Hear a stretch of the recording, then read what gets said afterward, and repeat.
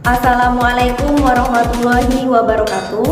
Nama Siti Holisah, NIM 2115040065. Akan menjelaskan salah satu daftar emosi, yaitu malu. Menurut American Psychology Association, rasa malu adalah tendensi atau kecenderungan untuk merasa canggung, khawatir, atau tenggang terutama saat berada di lingkungan sosial. Emosi kuat yang membuat seorang tidak nyaman dan tidak yakin atas apa yang dilakukan. Namun, menurut sebuah studi baru, malu adalah mekanisme bertahan hidup yang memegang kendali dalam perilaku antar budaya. Menurut Bass, terdapat dua tipe pemalu. Yang pertama, fearful shyness yang disebabkan oleh situasi yang baru, situasi yang menurut individu mengganggu atau menakutkan karena adanya penilaian dari orang lain dan mengharuskan si pemalu untuk berbicara di depan umum. Yang kedua, self-conscious shyness disebabkan saat kita menjadi pusat perhatian orang lain, menjadi orang yang berbeda di antara orang lain, berinteraksi dengan orang yang lebih berpengaruh statusnya, atau menghadiri situasi formal dan menjadi faktor perhatian apa yang dipikirkan dan diperhatikan orang lain. Seperti saat si pemalu menghadiri acara, dia akan berpikir, apakah pakaian yang digunakan warnanya terlalu mencolok atau bentuknya tidak sesuai. Menurut Henderson dan Zimbardo, karakteristik perasaan malu terdiri atas beberapa aspek. Yang pertama, fisiologis, kognitif, afeksi, dan perilaku. Aspek fisiologis ditandai dengan jantung berdetak kencang, mulut kering,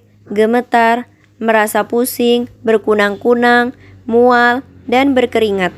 Aspek kognitif berhubungan dengan perilaku dan tindakan, berupa anggapan negatif pada diri sendiri, orang lain, dan situasi. Ketakutan untuk dinilai negatif oleh orang lain, seperti dianggap tidak mampu melakukan sesuatu atau bahkan dianggap bodoh. Menyalahkan diri sendiri setelah melakukan interaksi dengan orang lain yang tidak sesuai harapannya. Keyakinan negatif akan kelemahan diri dan merasa orang lain lebih mampu daripada saya. Orang-orang pemalu akan bersembunyi di balik kata, kalau bisa orang lain, kenapa harus saya? Saya tidak menarik, sehingga saya tidak pantas untuk dicintai. Berdasarkan hal tersebut, dia akan memiliki kekhawatiran yang berlebihan, overthinking, dan menuntut dirinya untuk perfeksionis. Aspek afektif berkaitan dengan sikap, watak, minat, emosi, dan nilai yang ada di dalam setiap diri individu.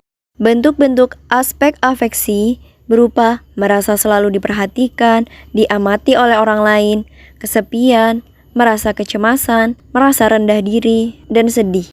Bagian terakhir dari karakteristik perasaan malu yaitu aspek perilaku. Perilaku manusia dipengaruhi oleh adat, sikap, emosi, etika, kekuasaan, dan genetika.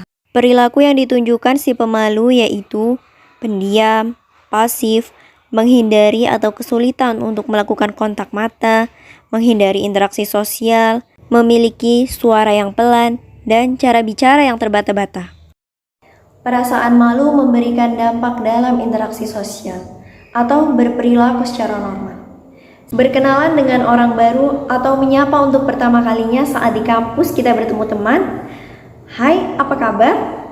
Itu adalah hal yang sangat sulit karena membutuhkan energi yang lebih untuk mengungkapkannya.